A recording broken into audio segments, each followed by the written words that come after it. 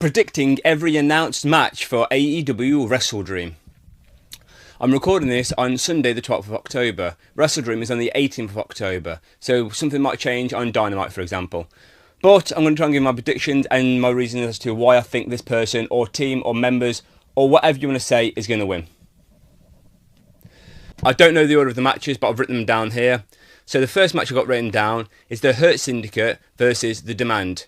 Now, with the Demand having one pinfall victory over the Hurt Syndicate, where Ricochet pinned MVP, and then we had the Hurt Syndicate picking up a victory in the street fight. It's basically 1-1. But who we're going to go for, though?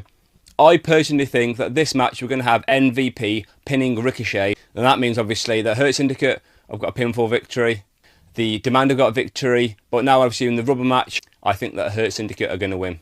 Then we have Jamie Hayter versus Thekla. I think that's how you pronounce the name. I'm still trying to learn things here, but I love Jamie Hayter, and literally for that reason, I think she's a fantastic wrestler. I mean, Thekla's great as well, but I'm going to have to go for Jamie Hayter to win this one, just because I like her. Sorry. Then we have a tag team title match. We've got Bro Dido defending against the Don Callis family of Okada. I always struggle to say his first name, so it's just Okada and Takeshita. I do think that Bro Dido here is going to retain the titles, so I don't think they're going to put another title onto Okada, and I don't think that Okada and Takeshita will coexist again. I understand obviously they won the match to get this title opportunity, but I think that them two are just, their egos are too big for each other, and that's where I think that Bro Dido are going to keep the titles. Another title match, Kyle Fletcher versus Mark Briscoe. Okay, Mark Briscoe is doing really well at the minute. I mean, he defeated MJF in a tables and tacks match, I believe. Okay, I didn't personally think he was going to win, but he did. But I still don't think he's going to win the TNT title here. I still think it's going to be Kyle Fletcher winning it here.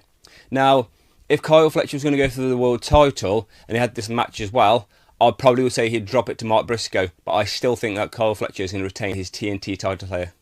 Another tag team match, Jurassic Express versus the Young Bucks. I originally was going to go for the Young Bucks, but then I remembered there was a prize of, I think it's $500,000, is it? £500,000.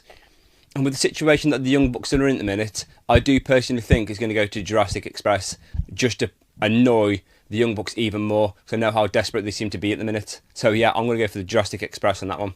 Chris Statlander defending her AEW Women's World title against Toni Storm. I mean, please correct me if I'm wrong, but I believe that Toni Storm has never lost to Chris Statlander in a one-on-one match.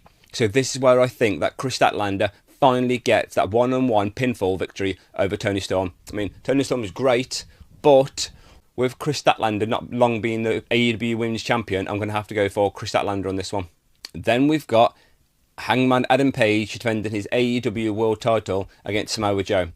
These two seem like great friends at one point, but Joe getting really annoyed at Hangman. Obviously Hangman's like, I appreciate what you did. So obviously Hangman granted Joe a title match. Great. I would absolutely love to see Samoa Joe win the AEW World title here. He's one of my favourite wrestlers in any company period. He's like, I've got 2 AEW figures and Samoa Joe's one of them. But let's be logical here. I can't see Hangman Adam Page losing this match.